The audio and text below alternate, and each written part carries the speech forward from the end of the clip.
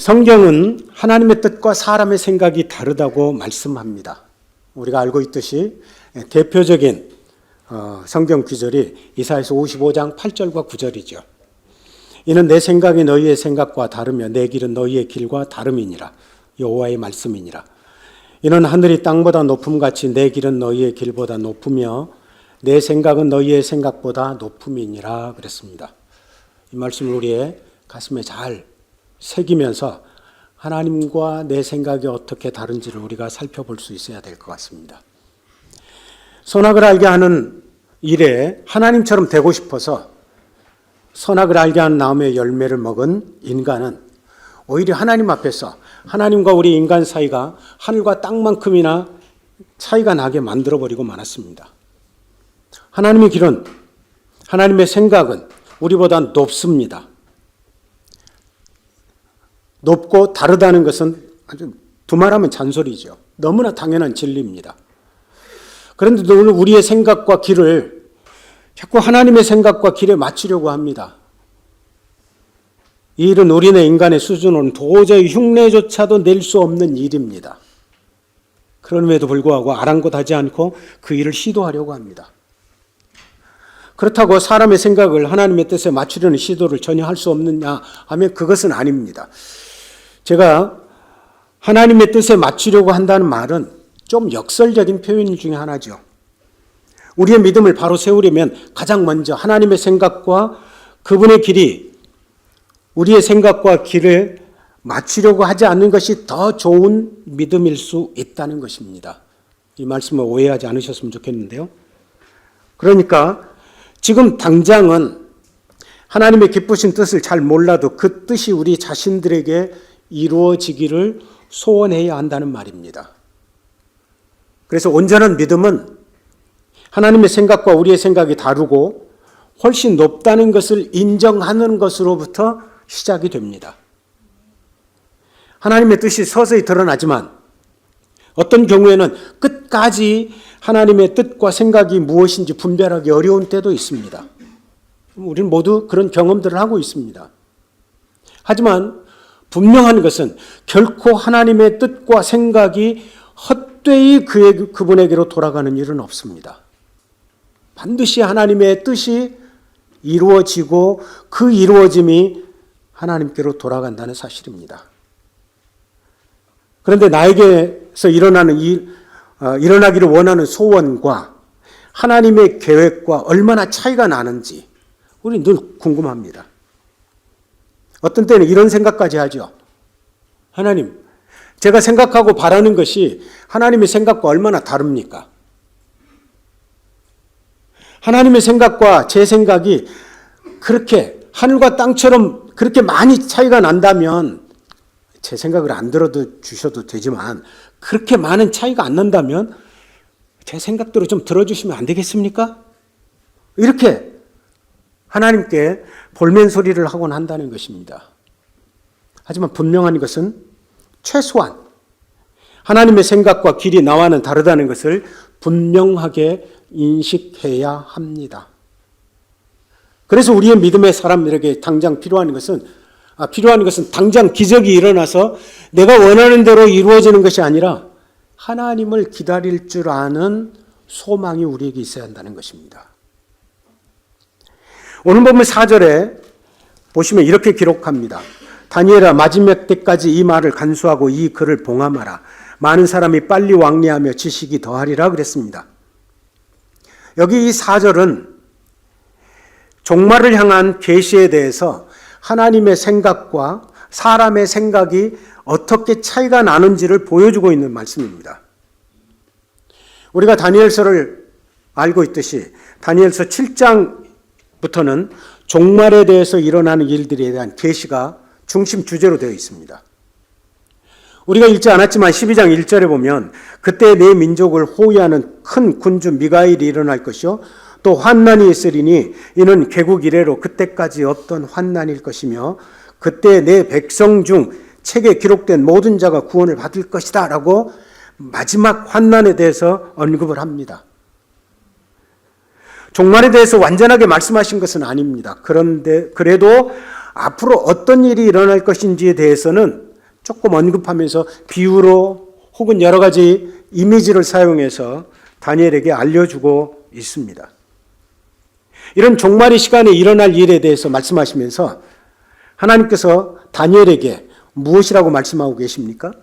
4절에 다니엘아 마지막 때까지 이 말을 간수하고 이 글을 봉함하라.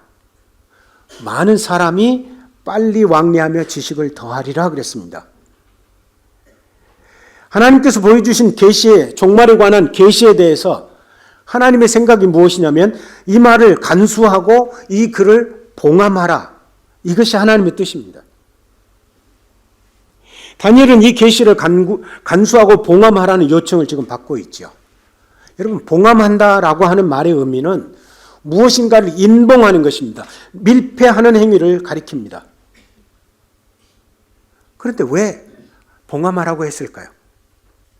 미래의 계시에 대해서 하나님께서 말씀하시고 그것들을 우리 인간에게 확 펼쳐놓아 보여주시면 얼마나 좋겠습니까? 그런데 하나님은 이 계시를 봉함하라, 밀폐시키라 이렇게 말씀하고 계시다는 것입니다. 하나님의 생각은 미래의 계시를 당신의 백성들을 위해서 봉함하고 싶으십니다. 하지만 사람의 생각은 좀 다릅니다. 지식을 더하여 그 계시에 대하여 어떻게 해서라도 듣고 싶은 것입니다. 그리고 그 계시에 대해서 자기가 뭔가를 행함으로 하나님의 계시를 보고 싶은 생각이 있다는 것입니다. 그래서 하나님께서 봉함하라 이렇게 표현합니다. 이 봉함하라고 하는 말씀에 대해서 그러면 이 봉함 무엇을 의미하고 이 봉함한다고 할 때 무엇을 가리키느냐? 학자들 사이에서는 대체로 두 가지 정도 견해를 가지고 있습니다. 첫째는 다니엘의 환상과 계시에 대해서 사람들이 많은 지식을 더해서 이리저리 헛되이 뛰어다니는 것, 그것을 가리키는 의미라고 표현하기도 합니다. 그러니까 사람들이 그런 생각을 가지고 있는 것을 갖지 못하도록 봉함하라는 의미입니다. 또 하나는 다니엘이 보여준 환상의 교훈을 실천하느라고 바쁘게 움직인 끝에 그 의미를 더 깊이 이해할 수 있게 되어지는 것을 의미한다는 것입니다. 그러나 문맥상으로 볼 때 첫 번째 견해가 훨씬 더 적합해 보인다고 학자들은 말을 합니다. 여러분 이 말씀이 무엇을 의미하는 것일까요? 하나님께서 계시를 보여주셨습니다. 그렇다면 빨리 왕래하여 지식이 더해지면 좋지 않겠습니까? 왜 사람들이 그 지식을 가지고 하나님의 뜻을 더 잘 이루어드리면 좋을 것 같아 보입니다. 그런데 사람들이 빨리 왕래하여 지식을 더할 것이니 하나님께서 잘 간수하고 봉함하라는 것입니다. 그렇다면 여기 간수하고 봉함한다는 말과 왕래하며 지식이 더해진다는 말이 서로 반대적인 의미를 가지고 있는 것을 우리는 알 수 있습니다. 지식이 더해진다는 것은 다소 부정적인 의미입니다. 하나님이 이루시려고 하는 종말의 계시가 사람들의 지적인 증가로 말미암아 흐트러질 가능성이 있다는 것을 하나님이 지금 지적하고 싶으신 것입니다.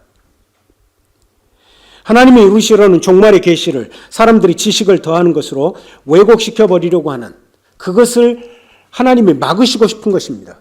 그게 하나님의 의도입니다. 그럼에도 불구하고 사람들은 앞날을 알고 싶어 하죠. 하나님께서 이루려고 하는 뜻을 따르기 위한 것이 아닙니다. 나에게 오는 불이익을 막아보려고 하는 심산이 더 짙게 깔려 있습니다. 그래서 미래를 알고 싶은 거죠. 미래를 알고 싶어 하는 사람들이 어디 가서 미래를 압니까? 알아보려고 합니까? 점을 치러 가죠.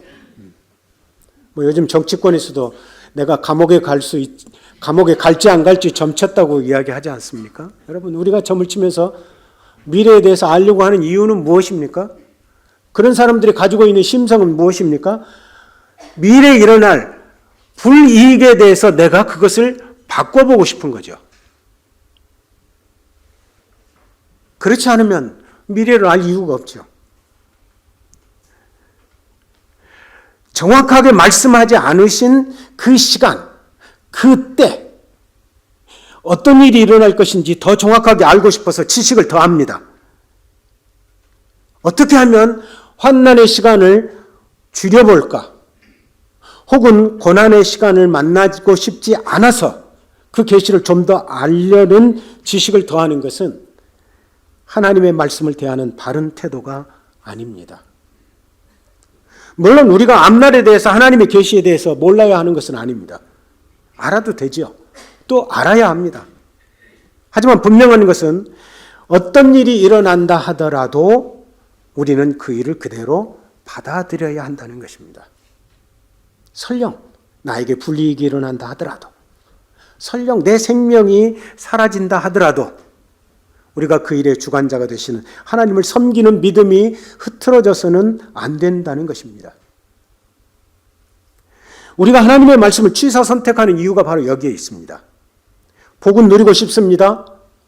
하지만 그 복을 누리기 위해 따라오는 고난은 받아들이고 싶지 않은 것입니다. 그래서 우리가 연말이 되면 새해 되기 전에 송구영신 예배나 이런 때에 말씀 뽑기를 하죠. 말씀 뽑기를 하는데 그 말씀이 들어있는 그 상자 안에 보면 어떤가요? 너는 내년에 고난을 지독히 받을 것이니.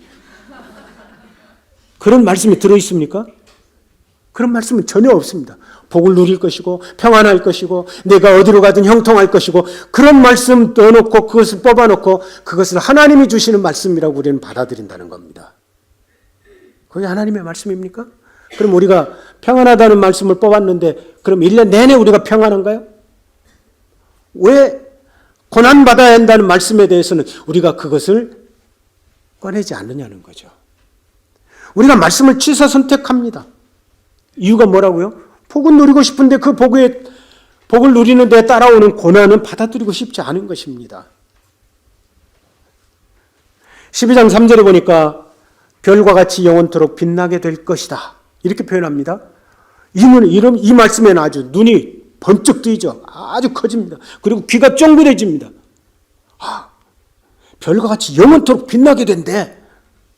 그런데 그 뒤에 이어서 많은 사람을 옳은 대로 돌아오게 하는 일, 그 일이 있어야만 별과 같이 영원토록 빛나게 될 것이라고 단서를 달고 있습니다. 그런데 그 일은 하고 싶지 않은 겁니다.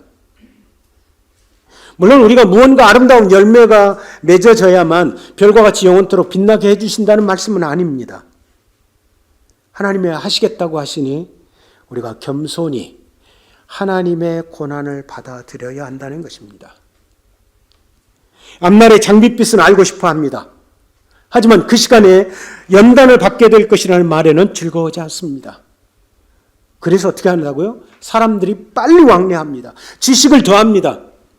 그래서 하나님의 계시를 변형시켜 보려고 한다는 것입니다. 그래서 그랬을까요? 여기 4절의 말씀이 다시 한 번 더 언급되고 있습니다. 9절에 그가 이르되 다니엘아 갈지어다 이 말은 마지막 때까지 간수하고 봉함할 것이니라 그랬습니다. 여기 9절의 말씀이 주어지는 상황을 우리가 알고 되면 이 9절의 의미가 더 분명해질 것입니다. 하나님께서는 미가엘 천사를 보내시죠. 12장 1절에서 말씀하신 것처럼 개국 이래로 이런 환난이 없을 것이라고 말씀하셨습니다. 하지만 이런 극한 고통 중에서도 백성 중 책에 기록된 모든 자가 구원을 받을 것이다라고 기록하고 있습니다. 하지만 수치를 당하여 영원히 부끄러움을 당할 자도 있다는 것을 보여주고 계십니다. 그럼에도 불구하고 다니엘은 아직 이 계시에 대해서 좀 더 알고 싶어 합니다. 손에 뭔가 분명하게 잡고 싶어 할지요. 하지만 명확하지 않습니다. 차라리 모든 것 다 알려주셨으면 좋았겠다는 생각이 들기도 합니다. 하나님이 맛만 탁 보여주니 더욱 감질만 나죠. 슈퍼에서 음식하면서 이쑤시개로 하나 찍어서 먹고 나면 어때요? 그것을 살 수 있도록 유혹하는 것과 아주 흡사합니다. 이때 또 다른 환상이 보여지죠. 두 사람이 강가에 서 있습니다. 한 사람은 이쪽에 다른 한 사람은 저쪽에 서 있습니다. 12장 6절에 보니까 그중 한 사람이 세마포를 입고 있습니다. 그 사람이 좀 높은 사람 같이 보입니다. 그래서 세마포 입은 사람에게 묻습니다. 6절 하반절에 보니까 이 놀라운 일이 어느 때까지입니까? 7절에서 답을 말씀해 주셨습니다. 그럼에도 불구하고 다니엘은 여전히 모릅니다. 그래서 8절에 다시 묻습니다.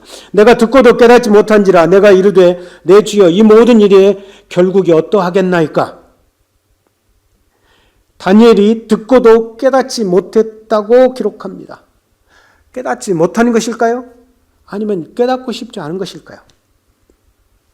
7절에서 어떤 말씀을 하셨기에 다니엘의 반응이 이랬을까요? 7절에 보니까 내가 들은즉 그 세마포 옷을 입고 강물 위쪽에 있는 자가 자기의 좌우 손을 들어 하늘을 향하여 영원히 살아계시는 이를 가리켜 맹세하여 이르되 반드시 한때 두때 반때를 지나서 송도의 권세가 다 깨지기까지이니 그렇게 되면 이 모든 일이 다 끝나리라 하더라 그랬습니다. 여러분 이 말을 다니엘이 들었을 때 어떤 말이 가장 귀에 많이 들어왔을까요? 성도의 권세가 다 깨어지기까지. 이 말을 들었을 때 얼마나 두려웠을까요? 성도의 교제가 다 깨진답니다. 여기 깨어진다는 말은 완전히 바닥에 내동정쳐서 짓밟혀지는 것을 의미합니다. 성도들이 적그리스도의 손에 붙임받아 철저하게 고난을 당할 것이라는 의미입니다. 비록 한때, 두때, 반때라고는 합니다. 이 한때, 두때, 반때는 요한계시록에서도 언급이 됩니다. 그래서 42달이라는 표현도 같이 나옵니다. 그래서 한때, 두때, 반때가 만약에 횟수로 따진다면 3년 반, 3년 반이면 42달이 되는 거죠. 그 기간 동안에 성도들이 적그리스도의 손에 붙여져서 완전히 깨어진 상태까지 오게 된다는 것입니다. 그 말을 들으니 다니엘의 마음이 어땠을까요? 듣고 싶지 않았을까요? 8절에서 내가 듣고도 깨닫지 못했다라고 말합니다. 그러면서 이 일의 모든 일의 결국이 어떻겠느냐고 묻습니다. 하지만 하늘을 향해 손을 올려 맹세하는 세마포를 입은 그 사람이 하는 말입니다. 9절에 이렇게 기록하죠. 그가 이르되 다니엘아 갈지어다 이 말은 마지막 때까지 간수하고 봉함할 것이니라. 여기 9절은 아까 본 4절과는 조금 다른 뉘앙스를 가지고 있는 것으로 보입니다. 4절에서는 사람들이 하나님의 계시를 왜곡되게 만들어버리려고 하는 염려 때문에 간수하고 봉함하라고 말씀하셨습니다. 그런데 여기 9절은 아무런 이유도 설명이 되고 있지 않습니다. 다만 달려있는 것은 다니엘아 갈지어다 라는 표현이 붙여져 있을 뿐입니다. 그렇다면 여기 9절은 마지막까지 간수하는, 봉함하는 일이 하나님의 일이라는 것입니다. 하나님께서 그렇게 하시겠다는 것입니다. 그리고 다니엘이가 하는 이야기야. 다니엘, 너는 가서 너의 삶으로 가라 라고 이해할 수 있는 부분입니다. 그러면 다니엘이 가서 해야 할 일이 무엇이겠습니까? 하나님께서 마지막 때까지 간수하고 봉함하라고 했으니까 그 말을 간수하고 봉함하는 일에 뛰어들어야 합니다. 그것이 다니엘의 삶 속에서 해야 할 일이라는 것입니다. 근데 상황은 어떤 상황입니까? 개국 이래로 그때까지 없던 환난이 올 것이라는 겁니다. 그 환난 가운데서도 믿음을 지키며 사는 그 일에 최선을 다하라는 말입니다. 저는 이 말씀을 준비하면서 우리나라와 이 세계를 한번 생각해 보았습니다. 이 시기에 이 일의 결국이 어떠할지 알고 싶은 생각이 굴뚝 같습니다. 이 혼돈의 시기가 우리나라에서 과연 끝이 날지, 여러분 헌재 결정이 다음 주에 날까요? 아니면 26일 안에 날까요? 아니면 누군가 사법에서 결과가 난 3월 26일 이후에 이 헌재의 결정이 나올까요? 알 수 없습니다. 혼돈의 시기가 우리나라에서 과연 끝이 날지, 아니면 이 일 후에 더 혼란스러울지 노심초사하는 지체들이 참 많습니다.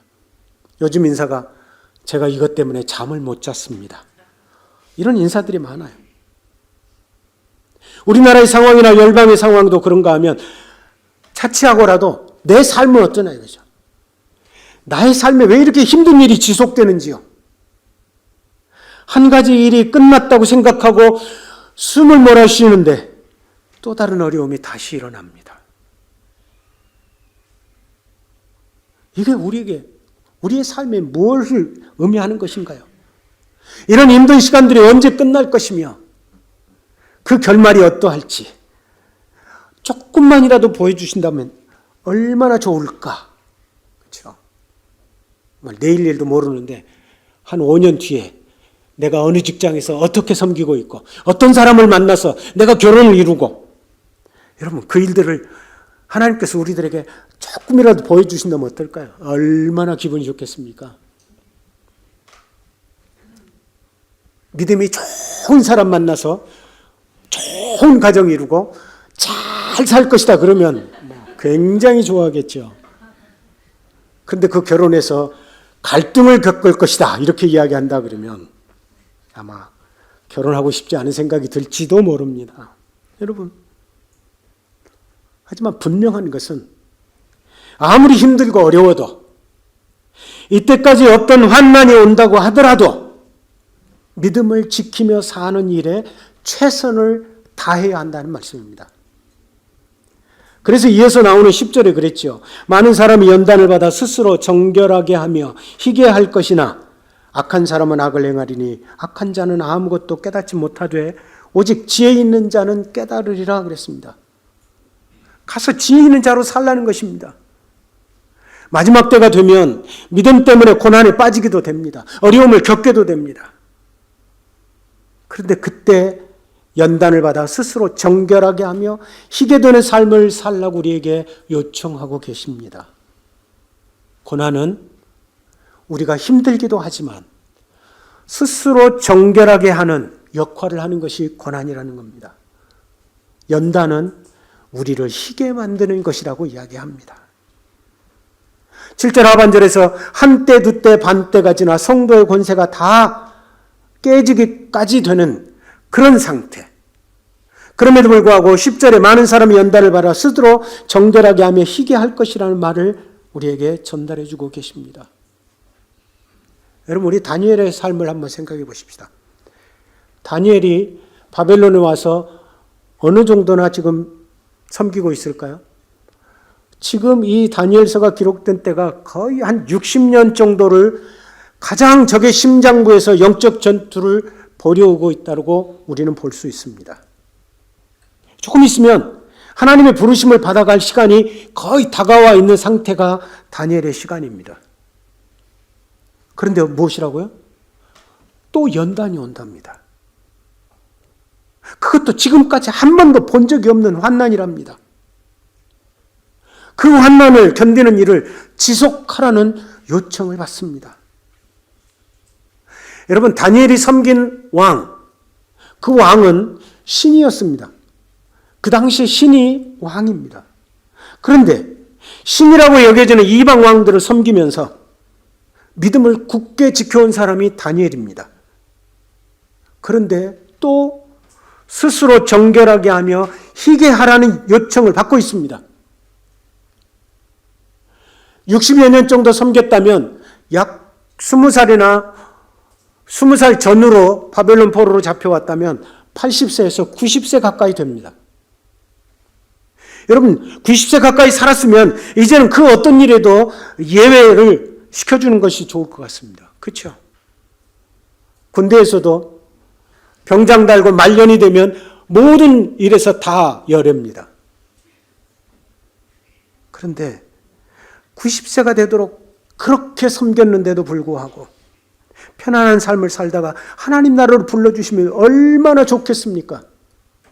그런데 여전히 다시 가서 마지막까지 간수하고 봉함된 말씀을 따라 살라고 요청합니다. 여러분, 우리는 어떻습니까? 가정에서 일어나는 일 때문에 하나님의 말씀을 듣고 싶지도 않고 들어도 화가 나고 그런 때가 얼마나 많습니까?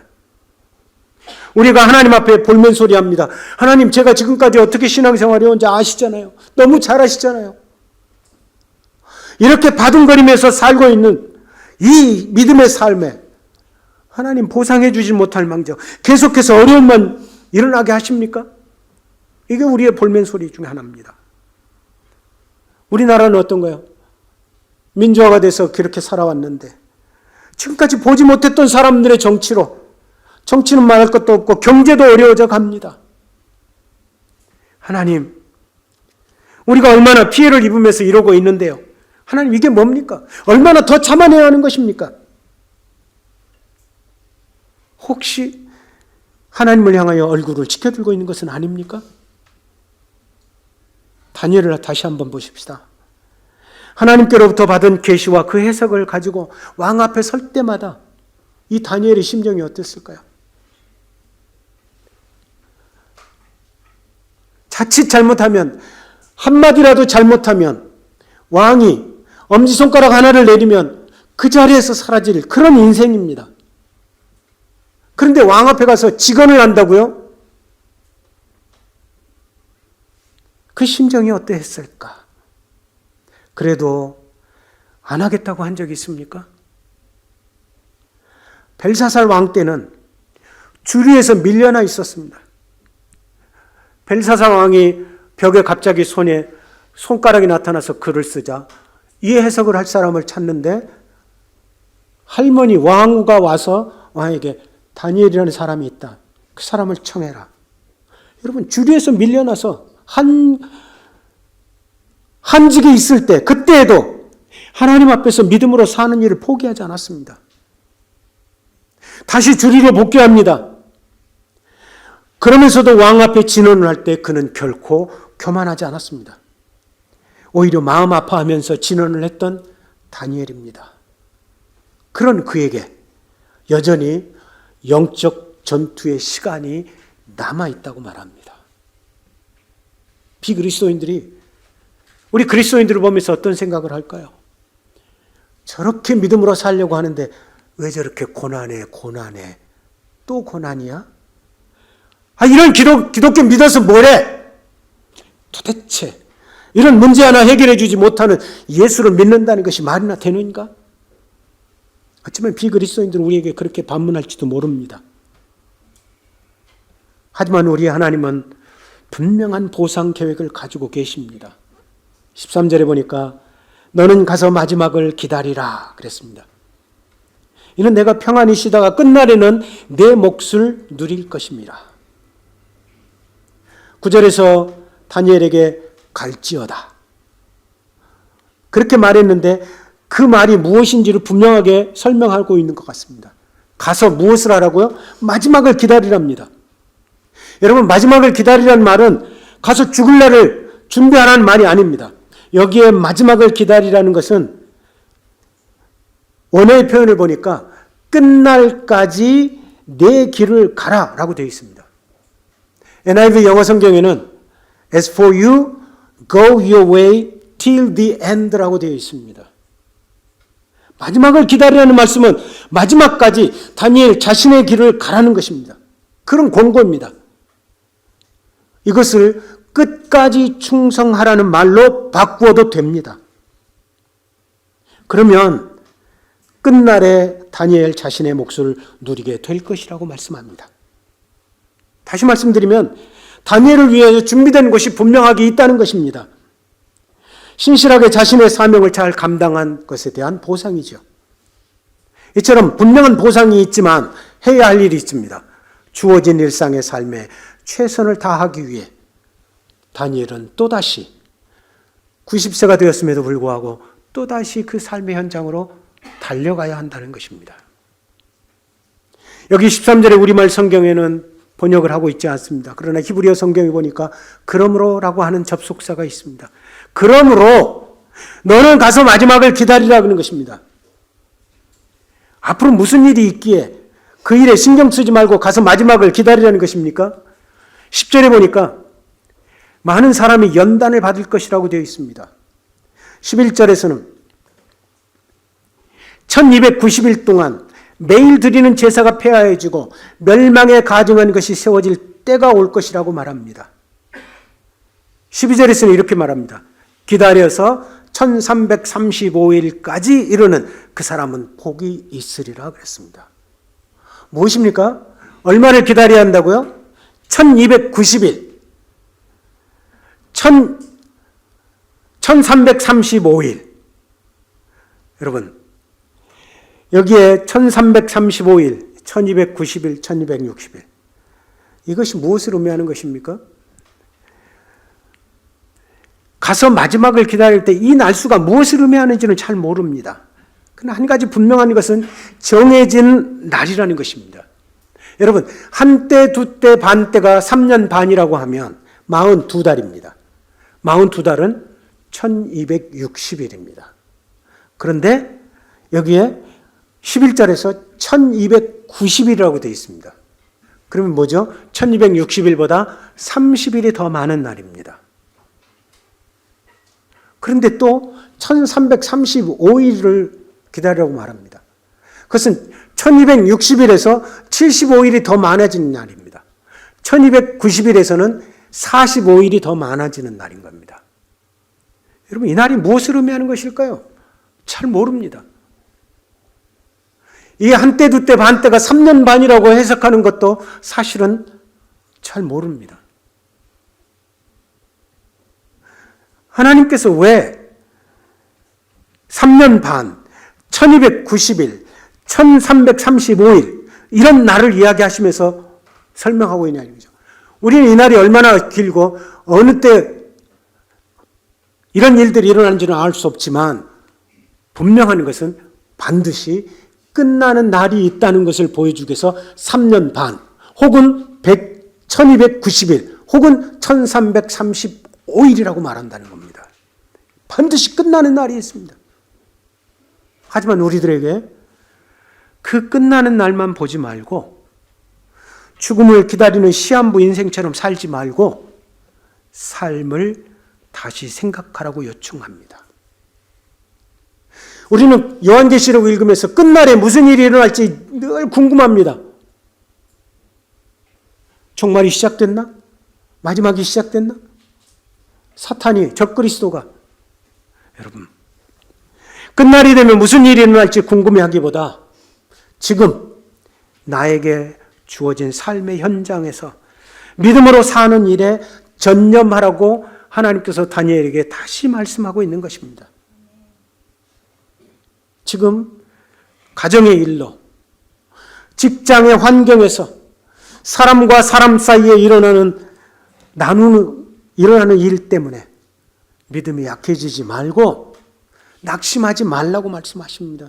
시련을 견디며 끝날까지 가라고 우리를 격려하십니다. 힘을 돋우고 계십니다. 다니엘서는 포로로 잡혀가 있는 믿음의 사람들을 좌절하게 하려고 고난을 말하고 있는 성경이 아닙니다.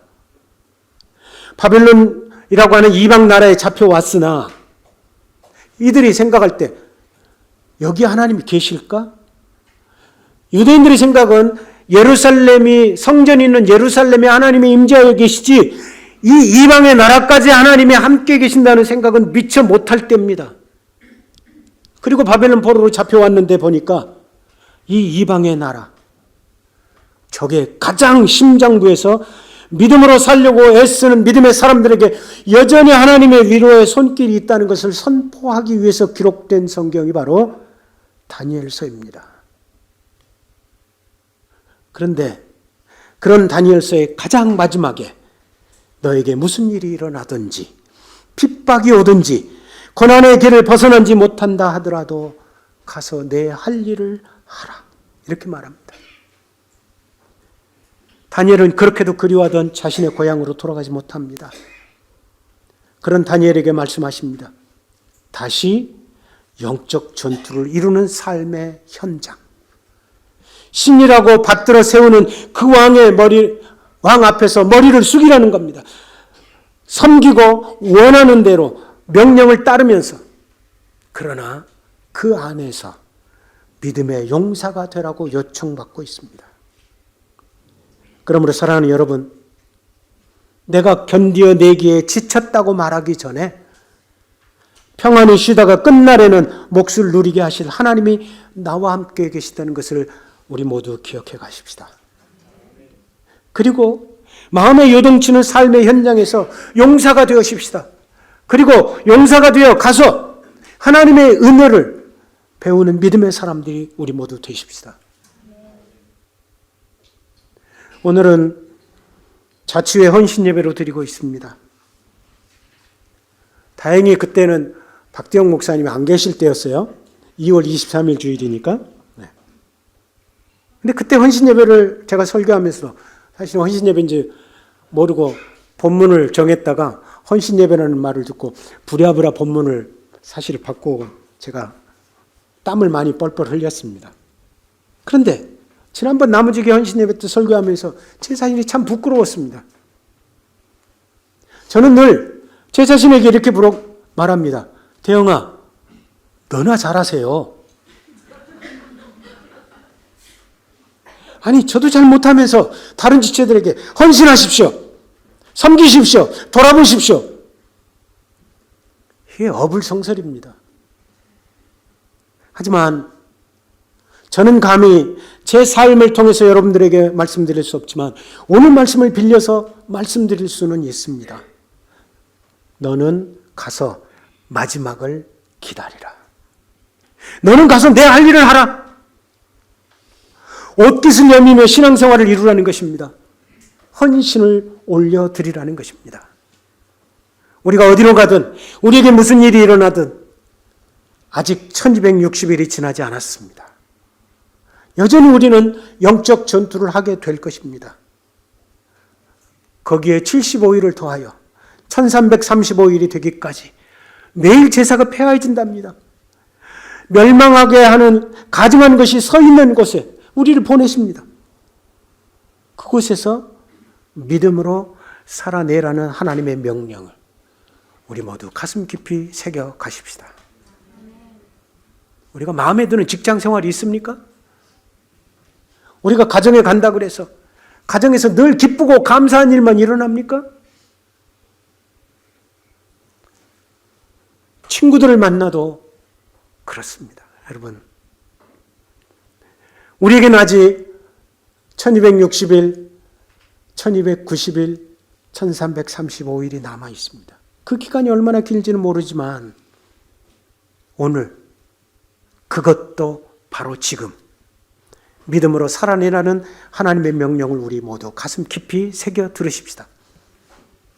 다니엘은 그 명령을 따라 죽음을 맞이하기까지 가서 마지막을 기다리며 살았을 것입니다.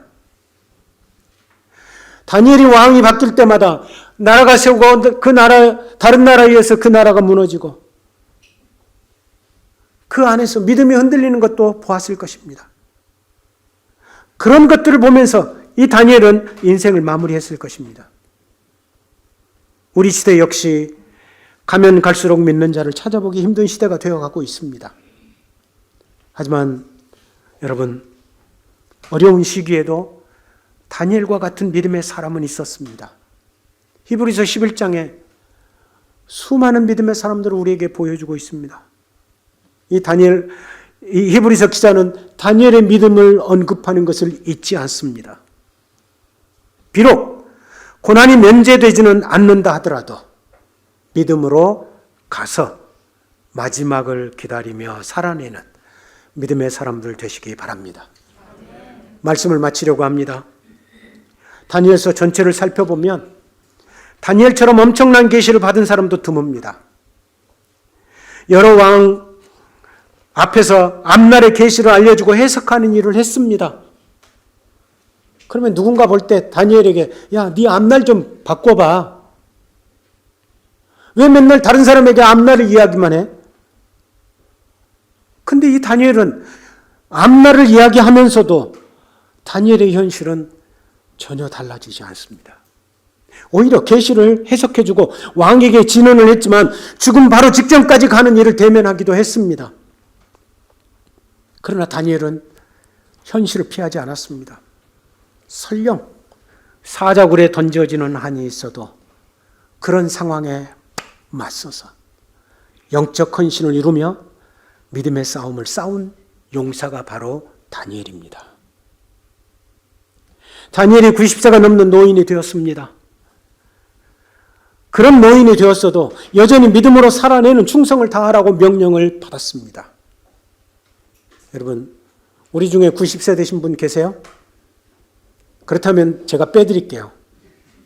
성경에서는 빠질 수도 있을 것입니다. 그러나 여러분, 90세가 넘는 노인이 여전히 믿음으로 살아내라는 충성을 다하라는 명령을 받았다면 그 명령은 우리에게도 동일하다는 사실입니다. 결코 쉬운 삶이 아닙니다.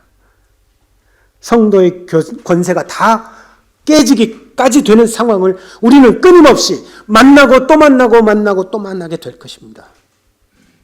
하지만 그런 어려운 상황에서도 분명 지혜로운 믿음이 있습니다. 10절에 많은 사람이 연단을 받아 스스로 정결하게 하며 희게 되는 지혜로운 믿음입니다. 사랑하는 여러분, 우리가 무슨 일을 만나든지 마지막을 기다리며 우리의 길을 가는 삶을 충실하게 우리 모두 살아드리십시다. 이 일들을 이루면 우리의 끝날에는 우리의 몫이 주어지게 될 것입니다. 헌신 예배로 우리가 올려드리지만 우리가 어디로 가든지 무슨 일을 만나든지 하나님을 기다리며 믿음의 헌신을 이루어가는 지체들 되시기를 주님의 이름으로 축복을 드립니다. 기도하겠습니다. 하나님, 감사합니다. 감사합니다. 한때, 두때, 반때, 그때가 언제인지 모르지만 그 환난의 시간은 언젠가는 반드시 끝날 것이라고 말씀하시니 이 혼돈에 흔들리지 말고 우리의 생각대로 되지 않는다고 놀라지 말고 오롯이 믿음만 굳게 잡고 하나님을 바라보며 살아가는 저희들이 되도록 주께서 인도하시고 도와주옵소서. 예수님의 이름으로 기도합니다. 아멘.